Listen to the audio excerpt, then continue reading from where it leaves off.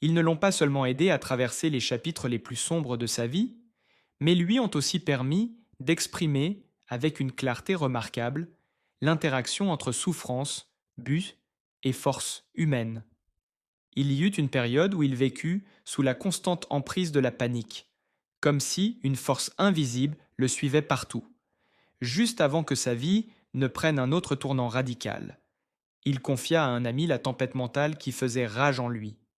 Luttant à la fois contre la pression créative et le chaos intérieur, il lui était presque impossible d'exprimer toute l'étendue de son malaise. C'est impossible à mettre en mots, admit-il, mais j'étais submergé. Encore et encore, je me sentais au bord de quelque chose d'inévitable, comme une ombre, toujours près de moi, puis soudainement partie, ne laissant derrière elle que le vide.